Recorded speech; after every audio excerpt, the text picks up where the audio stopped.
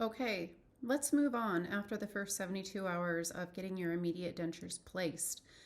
The denture is going to start to get very, very loose.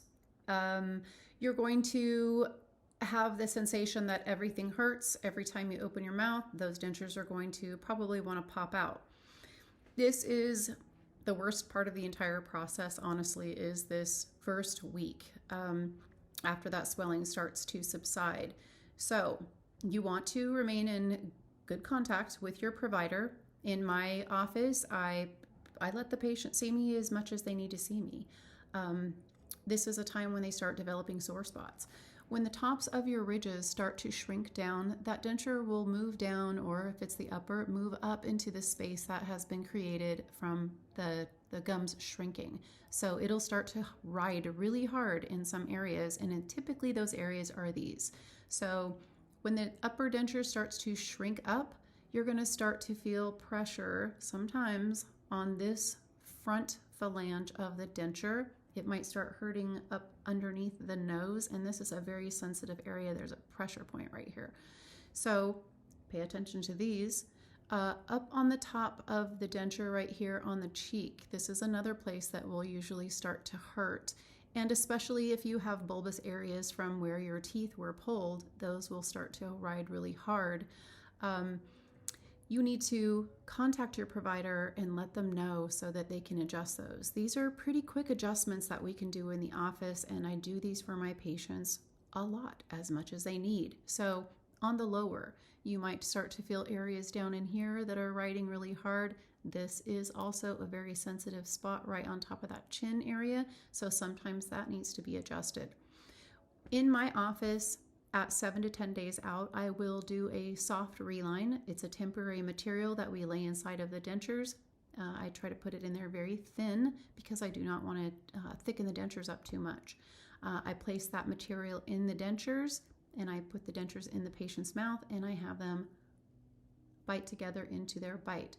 It's really important that the patient bites into their neutral position, into their bite with their teeth together, and sometimes that's difficult for the patient when they have first gotten dentures, but it's an instinctual movement.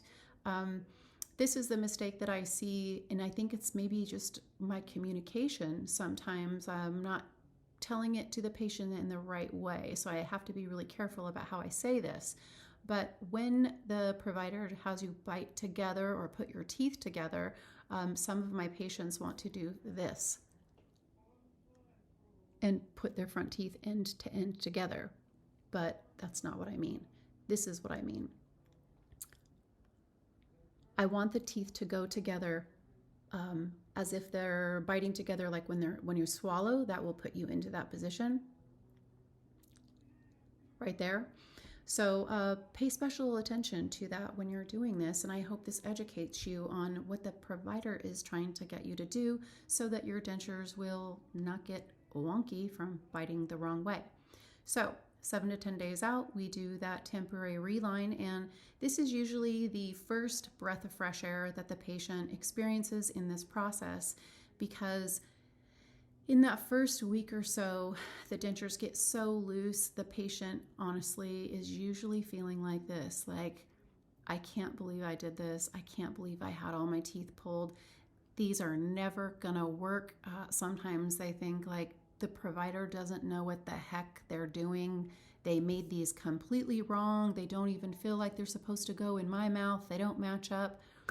That's because your tissues are changing so fast, you're shrinking so fast that when you started this process, it's like this. Here's an analogy. When you started this process, it was like you wore a 10 shoe and that denture was made in a size 10, okay? But really rapidly, your gums change so fast that now you're a size 8, not a 10 anymore, but you're still wearing a size 10 denture. So we need to go in there and lay that temporary material in there and do that temporary reline so that it restabilizes. That material will take up all of this space that you have shrunk. The problems that you're going to run into in this process is the denture already feels like a big hockey puck in your mouth because you're not used to having a prosthesis in your mouth. You're producing more saliva because your body thinks there's something to digest. you're having a hard time even working them and closing your mouth and keeping them in your mouth.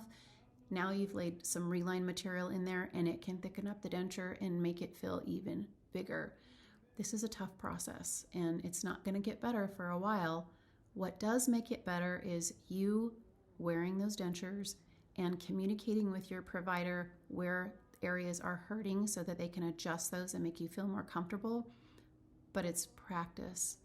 You're not going to feel like this is ever going to get better, but it will if you commit to the process. Wear those dentures, get them adjusted as needed, get your relines as needed, and it will get easier. Prosthetic devices are hard to adapt to, but you need to practice and practice and practice. You can practice chewing with, I've heard patients say that this works really good, some goldfish crackers, put them in on both sides of your mouth, and practice that balanced chewing. As you progress, you'll get a little bit better into being able to grind with your teeth. It's also a great idea to practice talking. So I tell my patients to read aloud and practice talking in front of a mirror. There are certain phonetic sounds, certain things that we say with our mouth that you can kind of practice specifically, like even counting. So when you say your 50s, you want to just be gently bouncing those top teeth on your lower lip. 50, 51, 52, 53, 54. That's a good way to practice your F sounds. Your S sounds, 60, 61, 62. You're going to bounce your teeth gently together on the ends of them. Your 30s, that is this sound, the 30, 31, 32. So those are some good pointers for you. I hope this gives you some information about what to expect between your extraction date, then your 72-hour stage, and then 72 hours till about a week to 10 days out. Follow and like my content. I really want to help you guys and advocate for you. And have a great day. Bye-bye.